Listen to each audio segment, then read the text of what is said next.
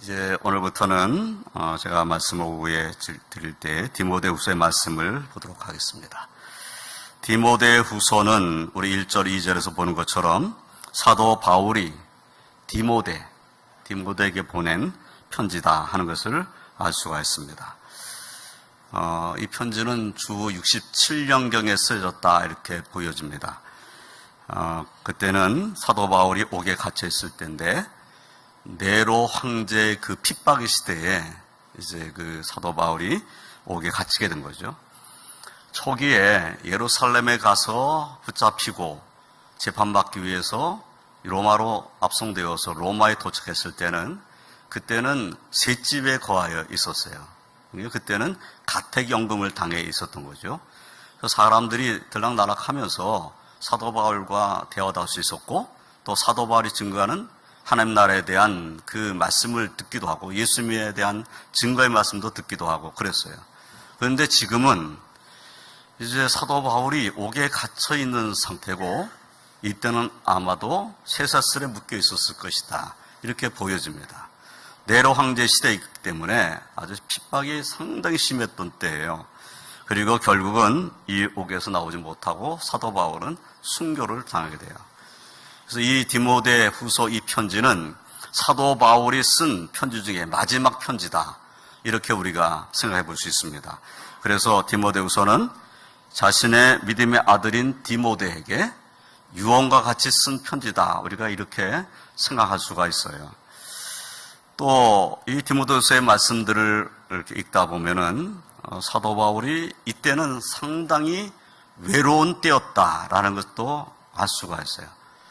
그러니까 사람들이 항상 자기 주변에 있었던 삶을 살았던 사도 바울이 지금은 옥에 갇혀 있을 뿐만 아니라 자기와 함께 했던 사람들이 자신의 주변을 떠났어요. 상당히 외로운 때였어요. 그 표현을 오늘 말씀에는 기록되어 있지 않지만은 오늘 말씀 이후에 있는 말씀들을 보면 15절에 1장 15절 말씀을 보면 이렇게 되어 있어요. 아시아에 있는 모든 사람이 나를 버린 이 일을 내가 아나니 그 중에는 부겔로와 허모게네도 있느니라. 이 보니까 이 말씀을 보면 아시아에 있는 모든 사람이 나를 버렸다 이렇게 말을 했어요. 그러니까 아시아에 있는 사람들이 사도 바울을 이제는 따르지 않는다. 심지어 버렸다. 이렇게까지 표현을 한 거예요. 그러니까 사도 바울이 상당히 외롭겠죠. 이런 상황이란다면 상당히 힘들지 않았겠어요? 그러니까 이 버렸다는 것도 여러 가지 얘기를 할 수 있겠죠. 실제로 사도 바울과 함께 일하지 않았다라는 그런 의미도 되겠지만 또 한편으로는 사도 바울의 사역에 대해서 의무를 품었다 하는 얘기도 될 수 있고 그리고 사도 바울이 하는 일에 대해서 그렇게 달갑게 생각하지 않았다 이런 의미도 돼요. 그러니까 사도 바울이 함께 동역하는 사람들이 자신의 주변에서 떠나고 있다라는 것을 알게 된 거죠. 그러니까 얼마나 힘들겠어요. 이 자신의 주변에 있던 사람들이 떠났다는 얘기는 디모데후서 4장 가서 보면은 4장에서도 더 자세히 기록이 되어 있습니다. 한번 우리 찾아볼까요? 디모데후서 4장 9절. 그러니까 디모데후서를 쓸 때 사도 바울이 외로웠었다는 사실을 우리가 이런 말씀 통해서 볼 수가 있어요. 디모데후서 4장 9절부터 13절까지 말씀을 보면 자 9절 우리 한 절씩 교독할까요? 너는 어서 속히 내게로 오라.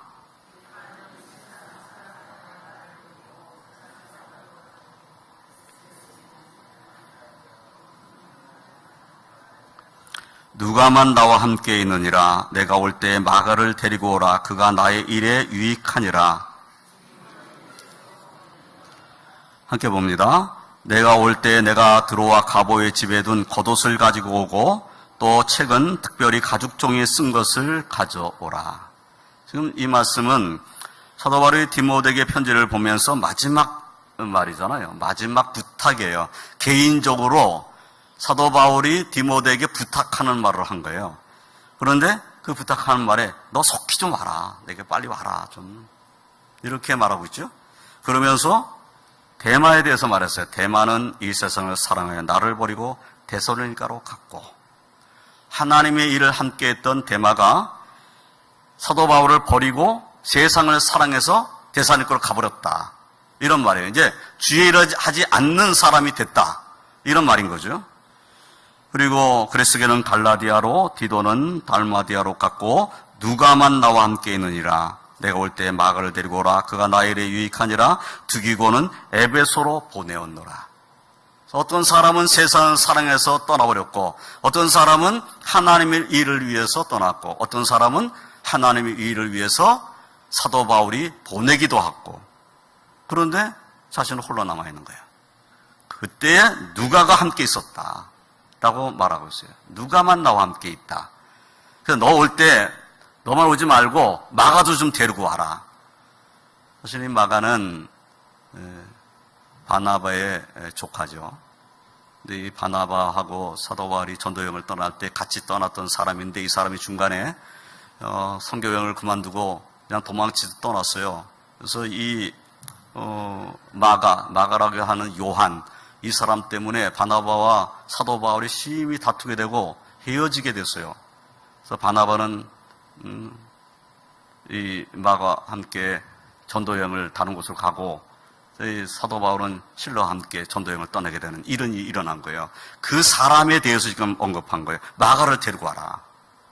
그러니까 마가를 데려오라고 하면서 나의 일에 유익하다 이렇게 말했어요. 그러니까 사도 바울이 디모데를 간절히 보기를 원하면서 마가도 데리고 오기를 바라고 있다는 거예요. 마가를 보고 싶었겠죠. 사실은 마가에 대해서는 사도 바울이 아주 냉정하게 대했었기 때문에 아마 마가는 한번 얼굴을 보고 위로하고 싶은 마음이 분명히 있었을 것이다라는 생각이 들어요. 두기고는 에베소로 갔다 하면서 올 때 겉옷을 가지고 와라, 가족 중에 쓴 책을 가지고 와라, 이렇게 개인적으로 부탁하는 말을 하는 것을 볼 수가 있어요. 다시 디모데후서 1장으로 와서 다시 보면, 다시 15절 말씀, 아시아에 있는 모든 사람이 나를 버린 이 일을 내가 아나니. 그러니까 지금 사도 바울은 하나님의 일을 하면서 가장 외로운 때에 지금 있었다. 그리고 외로움 가운데 있으면서 또 어떤 생각을 갖고 있었냐면, 이제는 내가 이 옥에서 나갈 수가 없을 것 같다라는 생각을 한 거예요. 그러니까 디모데를 오라고 해서 마지막으로 얼굴을 보기를 소망했다라는 것을 우리가 생각할 수가 있는 거죠. 자, 사도 바울이 디모데에게 이러한 편지를 보내는데, 디모데가 도대체 어떤 사람이길래 이런 편지를 보내고 있습니까? 1절, 2절 말씀을 보면, 하나님 뜻으로 말미암아 그리스도 예수 안에 있는 생명의 약속대로 그리스도 예수의 사도된 바울은 사랑하는 아들 디모데에게 편지하노니, 하나님 아버지와 그리스도 예수 우리 주께로부터 은혜와 긍휼과 평강이 내게 있을지어다. 여기 은혜와 긍휼과 평강이 내게 있을지어다 하는 이 말씀은 대부분의 사도 바울의 편지의 첫물에 나오는 말입니다. 축복하는 그런 말이죠. 그런데 여기 지금 이 편지를 받을 사람에 대해서 사랑하는 아들 디모데 이렇게 표현했어요. 사랑하는 아들 디모데에게 편지하노니. 그러면 사도 바울이 디모데를 생각할 때 그는 그냥 주의 종이다, 나와 동역하는 전문 종이다 라고만 생각한 것이 아니라 그를 사랑하는 아들이라고 그렇게 생각을 했다는 거죠. 믿음의 아들인 거죠. 믿음으로 낳은 아들, 하나님의 말씀으로 낳은 아들, 그래서 사랑하는 아들 디모데라 이렇게 표현을 한 겁니다. 그러면 디모데는 또 어떤 사람입니까? 4절 말씀을 보면 이런 말씀이 있어요. 내 눈물을 생각하여 너 보기를 원하면 내 기쁨이 가득하게 하려 함이니 라고 말씀하고 있어요. 내 눈물을 생각하여 너 보기를 원한다. 내 눈물이 생각난다. 그런 말인 거죠. 언제 사도 바울이 디모데의 눈물을 봤을까요? 물론 사역하면서 여러 번 디모데가 눈물로 기도하는 모습을 보았을 거예요. 그런데 이 눈물의 기도에 대해서는 아마도 사도행전 20장 말씀을 보면, 사도행전 20장은 사도 바울이 이제 3차 전도여행을 하면서 예루살렘을 향해서 가게 되는 거예요. 가게 되는데 사람들이 말합니다. 당신 예루살렘에 가면 결박당합니다. 당신이 이제 어려움에 처하게 될 것입니다. 이렇게 말을 하는 거예요. 근데 사도 바울이 그런 말을 들었음에도 불구하고 예루살렘으로 갈 생각을 했어요. 그래서 사도행전 20장 23절로 24절까지 말씀을 보면은 이렇게 말하고 있어요. 오직 성령이 각 성에서 내게 증언하여 결박과 혼란이 나를 기다린다 하시나 내가 달려갈 길과 주 예수께 받은 사명 곧 하나님의 은혜 복음을 증언한 일을 마치려 하면은 나의 생명조차 조금 더 귀한 것을 여기지 아니하노라. 이 말씀을 누구에게 한 것이냐면 사도 바울이 예루살렘을 가면서 밀레도라는 곳에 도착을 했어요. 밀레도에서 에베소 교회 장로들을 청한 거예요. 에베소의 장로님들이 그 밀레도에 사도 바울을 만나러 왔어요. 아마 그때 디모데도 에베소 교회의 목회자니까 함께 왔을 것이다라고 보여지는 거지. 그때 부탁하면서 자신은 이제 내가 결박을 당하고 환난을 당한다는 그런 말들을 하고 있지만은 나는 내 목숨조차도 귀하게 여기지 않는다. 나는 주의 복음 전하다가 죽겠다. 이런 말을 하는 거죠. 그러면서 그 장로님들에게 부탁을 했어요. 양떼들을 위해서 삼가라. 그 양떼들을 잘 돌아봐라. 이렇게 부탁을 하는 거죠. 그러면서 자신이 3년 동안이나 밤낮 기도하고 눈물 흘리면서 말씀 가르쳤는데 그 훈계를 잊지 마라. 이렇게 이제 또 부탁을 하는 거예요. 그렇게 부탁을 다 하고 함께 기도를 했어요. 함께 기도할 때에 많이 울면서 기도했다. 이렇게 성경에 기록되어 있습니다. 많이 울면서 기도했다. 그럼 왜 많이 울었을까? 이제는 사도 바울의 얼굴을 다시 보지를 못할 것이다 라고 생각해서 많이 울면서 기도했다는 거예요. 그때 아마 사도 바울이 그 디모데의 눈물을 많이 보았을 것이다. 이렇게 생각이 되는 거죠. 그러니까 사도 바울은 디모데를 생각하면 그 눈물이 생각나는 거예요. 나를 위해서 눈물 흘렸던 나의 사랑하는 믿음의 아들. 그 아들이 정말 보고 싶은 거예요. 그러니까 좀 와달라. 이렇게 부탁을 하는 거죠. 또 디모데는 또 어떤 사람입니까? 5절 말씀을 보면은 이는 내 속에 거짓이 없는 믿음이 있음을 생각합니다. 사도 바울이 디모데를 볼 때에 그는 거짓이 없는 믿음을 가진 사람이라고 그렇게 인정을 한 거예요. 그런데 이 믿음은 먼저는 내 외조모 로이스와 내 어머니 유니게 속에 있더니 내 속에도 있는 줄을 확신하노라 이렇게 말을 했어요. 그러니까 사도 바울이 디모데의 외조모를 알고 있었고 그 어머니를 알고 있었다는 것을 우리가 이 말씀에서 알게 되는 거죠. 그런데 외조모도 어머니도 거짓이 없는 믿음을 갖고 있는 분이었는데 그 믿음을 네가 갖고 있다.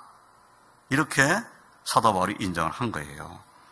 그러니까 디모데는 어떤 사람입니까? 사도 바울에게 있어서는 정말 사랑하는 아들이고 그리고 하나님이 일을 함에 있어서는 눈물 흘리면서 정말 주의 몸된 것을 사랑하고 주의 종도를 사랑하는 사람. 그리고 그의 삶을 보면은 거짓이 없는 믿음을 갖고 하나님을 섬기는 사람. 이렇게 사도 바울이 보았다는 거죠. 그래서 고린도전서 4장 17절 말씀을 보면은 고린도 교회에 이제 사람을 보내게 될 때 고린도 교회의 사정을 살펴보기 위해서 디모데를 보내요. 그래서 이렇게 말해줬어요. 이로 말미암아 내가 주 안에서 내 사랑하고 신실한 아들 디모데를 너에게 보내었으니 그가 너희로 하여금 그리스도 예수 안에서 나의 행사 곧 내가 각처 각 교회에서 가르치는 것을 생각나게 하리라.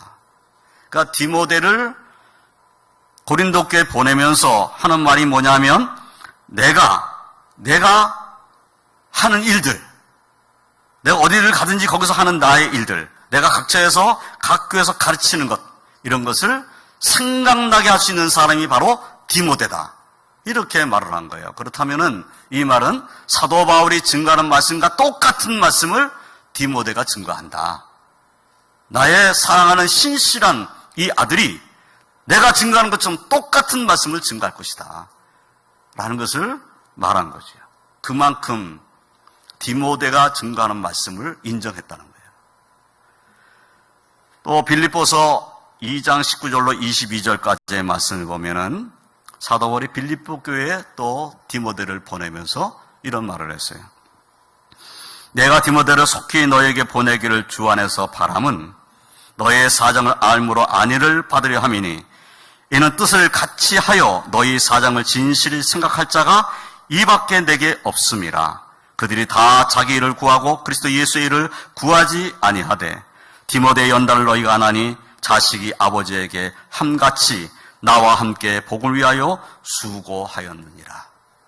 빌립보 교회에다가 사도 바울이 디모데를 소개하는 거예요. 소개하는데 지금 어떤 소개를 했습니까? 너희 사정을 알므로 안위를 받으려고 하는데 내가 누군가를 보내가지고 너희 사정을 좀 잘 알아가지고 안위를 받으려고 하는데 나와 뜻을 같이 해서 너희 사정을 진실히 생각할 수 있는 사람이 이 디모데밖에는 내게 없다. 이렇게 말을 한 거예요. 그러니까 이 말은 이런 말인 거죠.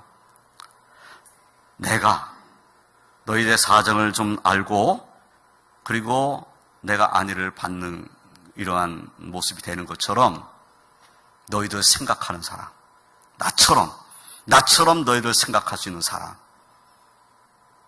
그 사람은 디모데다. 그러니까 사도 바울은 디모데에 대해서 100% 신뢰입니다. 100% 신뢰. 나만큼 너희들 생각할 수 있는 사람, 걱정하고 기도할 수 있는 사람, 그 사람은 디모데다. 젊은 주의 종이지만은 사도 바울이 그만큼 디모데를 사랑하고 인정하고 있다는 것을 알 수가 있어요. 정말 이렇게 사도 바울이 이렇게 소개하고 증거했는데 디모데가 가가지고 고린도 교회에서 가거나 빌립보 교회 가가지고 사도 바울이 말한 것처럼 그런 젊은 종이 아니었다면 어떻게 됐을까요? 고린도 교회에서 디모데를 받아들였겠습니까? 빌립보 교회에서 사도 바울이 보낸 사람이라고 디모데가 와서 행동을 하는데 그 행동이 사도 바울이 말했던 것 같은 삶의 모습이 아니란다면 빌립보 교회에서 디모데를 인정했겠어요? 그럴 리가 없다는 거죠. 근데 이 말은 다시 생각해보면 사도 바울이 디모데를 정말 인정하고 있었는데 디모데는 어디를 가든지 부끄럽지 아니한 삶을 살았다는 거예요. 하나님 말씀을 증거하면서도 부끄럽지 않게 복음을 증거한 사람인 거예요. 이런 디모데에 대해서 사도 바울이 오늘 중요한 두 가지 권면의 말씀을 했어요. 그런데 이것은 사실은 디모데도 잘하고 있는 일이라는 것을 사도 바울이 알고 있었을 거예요. 그런데 두 가지를 권면하는 말씀으로 했어요. 첫째는 두려워하거나 부끄러워하지 말아라. 이렇게 교훈을 했습니다. 7절 말씀 한번 볼까요? 7절 한번 우리 다 같이 한번 읽어보겠습니다.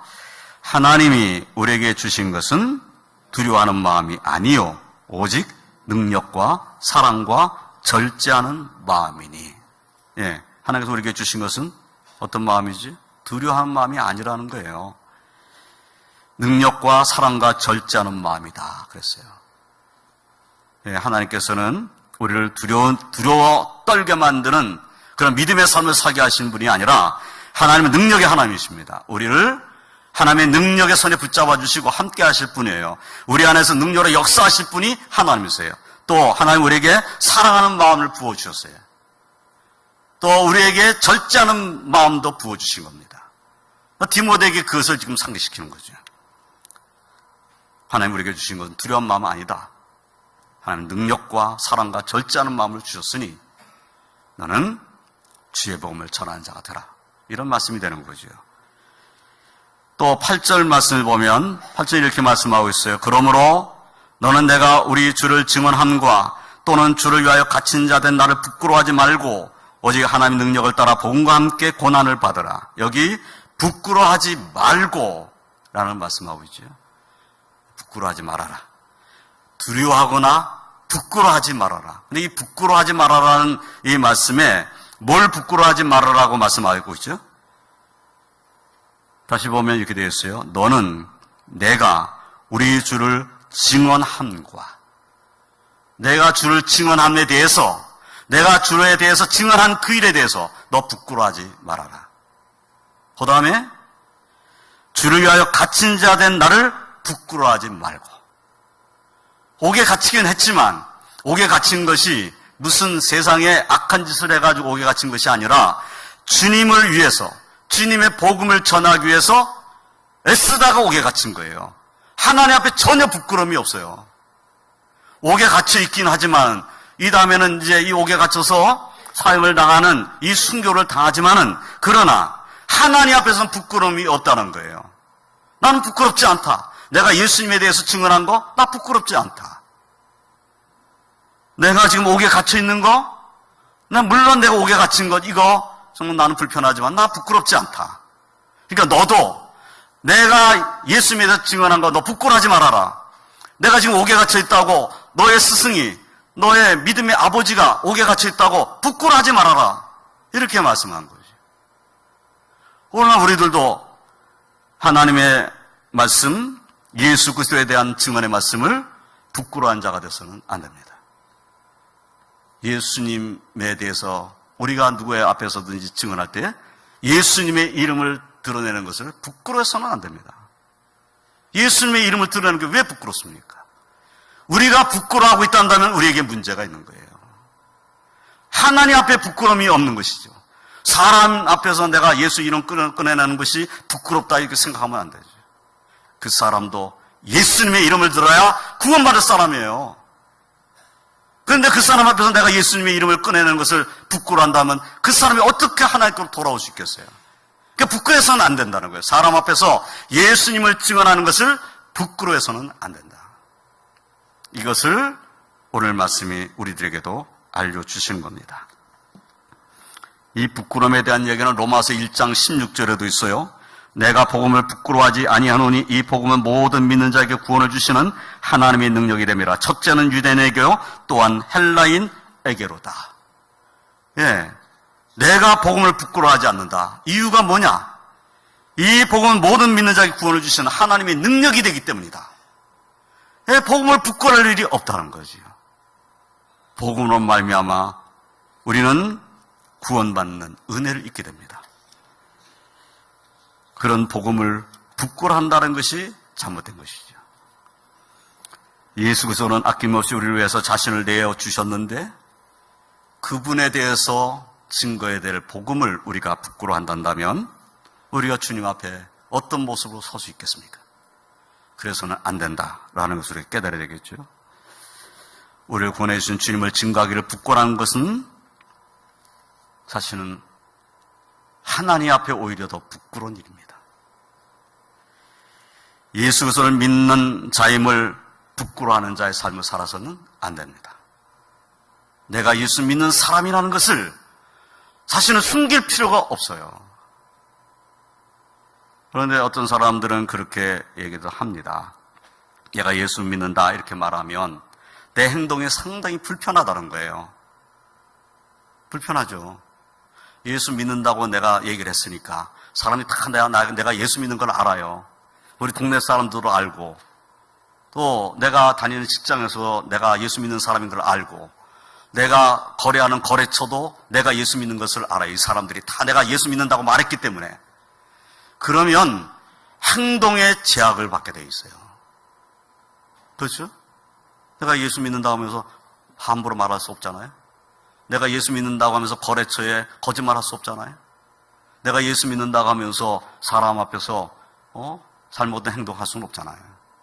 그러게 행동에 제약을 받는 거예요. 그러니까 어떤 사람이 이런 생각을 해요. 내가 행동을 자유롭게 하려니까 예수 믿는다는 말을 안 한다는 거예요. 도대체 이것이 하나님이 기뻐하시는 삶의 모습이냐는 거죠. 우리 하나님 앞에 이것이 정말 하나님께 영광이 되는 모습이냐? 영광이 되는 모습이 아니라는 거예요.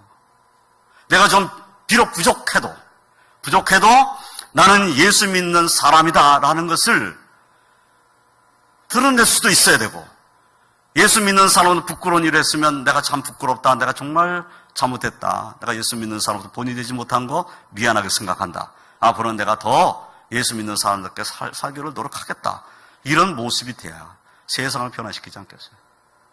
우리의 모습이 예수 믿는 것을 부끄러워한 자의 모습이 돼서는 안 됩니다.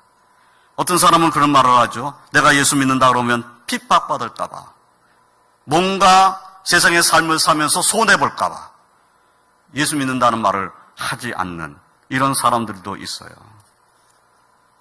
그런 모습이 돼서는 안 된다는 것을 오늘 말씀으로 깨달아야 됩니다.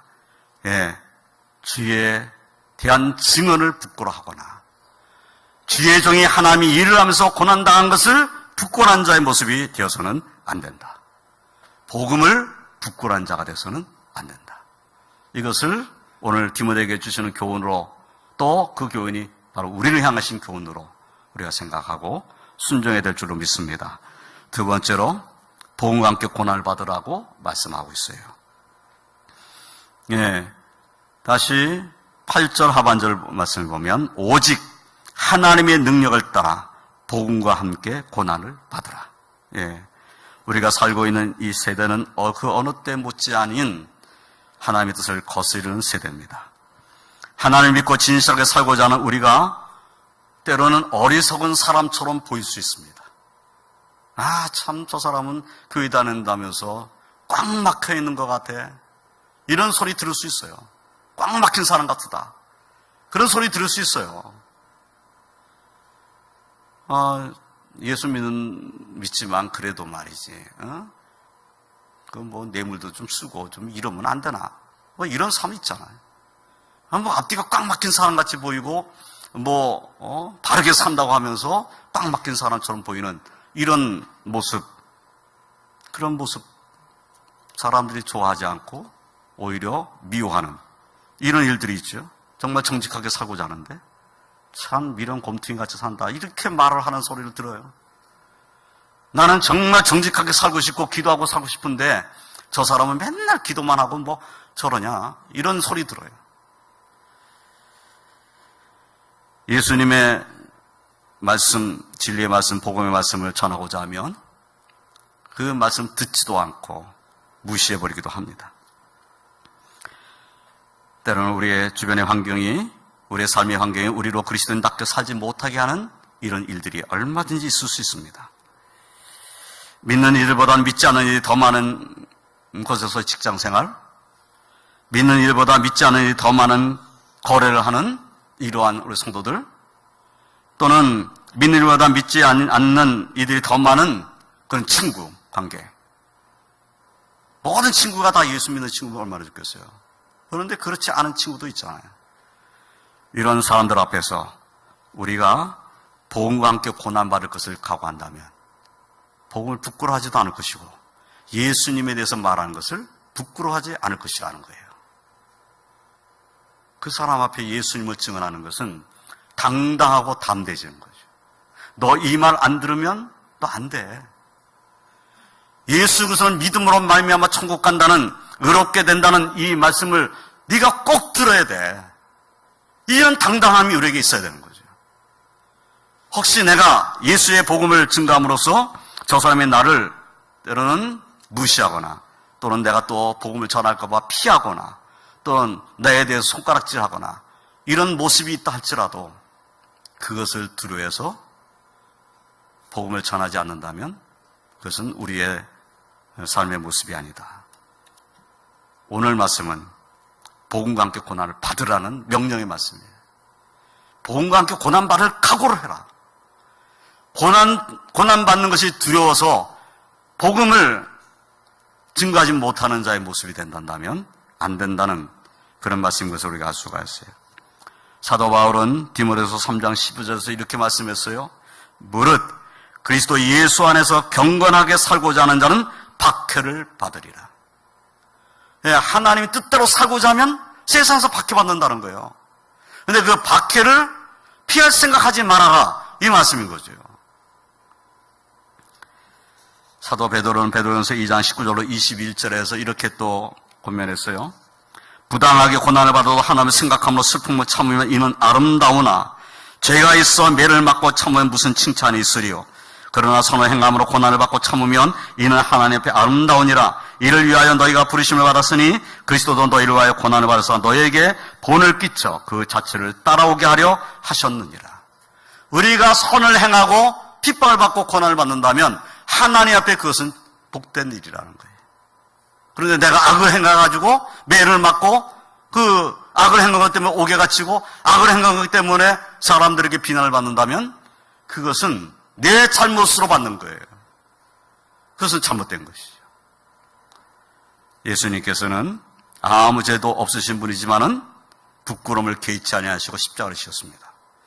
그분의 십자가의 보혈로 우리는 죄 씻음을 받은 자가 되었어요. 그러므로 우리는 우리 주님이 부당하게 고난받았다는 사실을 잊지 말고 우리도 얼마든지 세상에서는 부당한 대우받을 수 있다. 부당한 말을 들을 수 있다. 부당한 욕을 들을 수도 있다. 그렇지만은 주님을 생각하고 이겨내야 되겠다. 이것이 우리들의 모습이어야 된다는 겁니다. 복음과 함께 고난받는 것. 이것이 주님의 뜻이다. 라는 것을 사도 바울이 디모데에게 말씀한 거예요.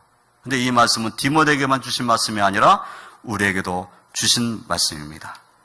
이제 말씀을 정리하겠습니다. 사도 바울께서는 믿음의 아들인 디모데에게 두려워하거나 부끄러워하지 말라고, 그리고 복음과 함께 고난을 받으라고 말씀하셨습니다.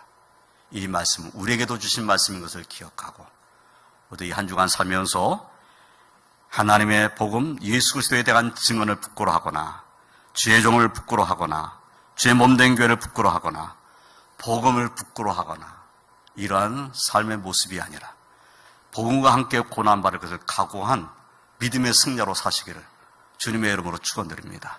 기도하겠습니다. 하나님 감사합니다. 오늘 말씀